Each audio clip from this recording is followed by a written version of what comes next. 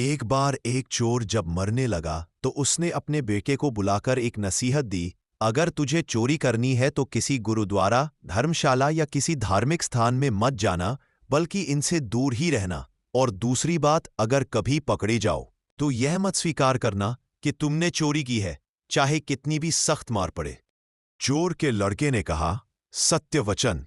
इतना कहकर वह चोर मर गया और उसका लड़का रोज रात को चोरी करता रहा। एक बार उस लड़के ने चोरी करने के लिए किसी घर के ताले तोड़े, लेकिन घर वाले जाग गए और उन्होंने शोर मचा दिया। आगे पहरेदार खड़े थे। उन्होंने कहा, आने दो, बचकर कहां जाएगा। एक तरफ घर वाले खड़े थे और दूसरी तरफ पहरेदार। अब चोर जाए भी तो किधर जाए। वह किसी तरह बचकर वहां से निकल गया। रास्ते में एक धर्मशाला पड़ती थी।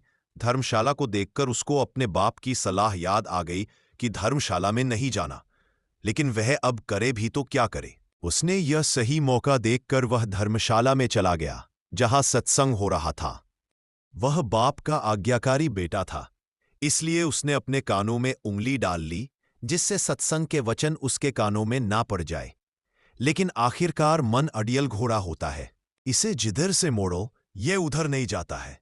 कानों को बंद कर लेने के बाद भी चोर के कानों में ये वचन पड़ गए कि देवी देवताओं की परछाई नहीं होती।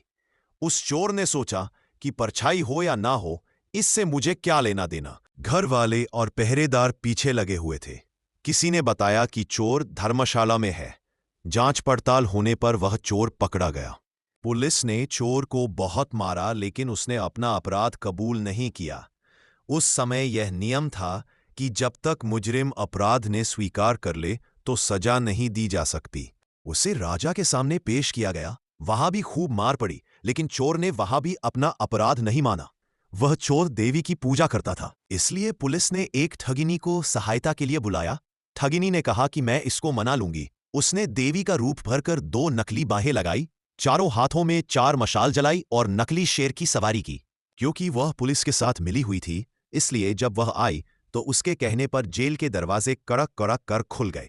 जब कोई आदमी किसी मुसीबत में फंस जाता है तो अक्सर अपने इष्ट देव को याद करता है। इसलिए चोर भी देवी की याद में बैठा हुआ था कि अचानक दरवाजा खुल गया और अंधेरे कमरे में एकदम रोशनी हो गई।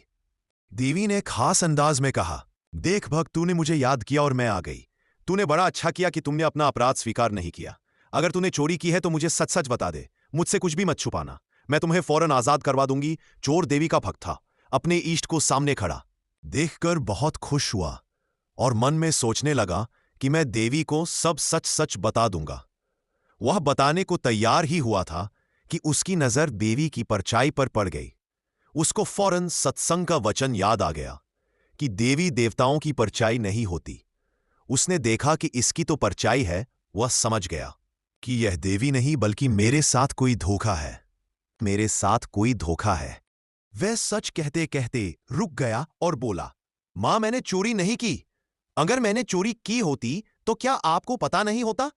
जेल के कमरे के बाहर बैठे हुए पहरेदार चोर और ठगनी की बातचीत नोट कर रहे थे। उनको और ठगनी को विश्वास हो गया कि यह चोर नहीं है। अगले दिन उन्होंने राजा से कह दिया कि यह चोर नहीं है।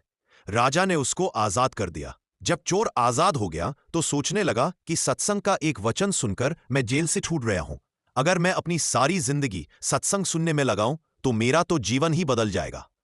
अब वह प्रतिदिन सत्संग में जाने लगा और चोरी का धंधा छोड़कर महात्मा बन गया। शिक्षा, कलयुग में सत्संग ही सबसे बड़ा तीर्थ है। YouTube चैनल सब्सक्राइब करें। हिंदी कहानियां।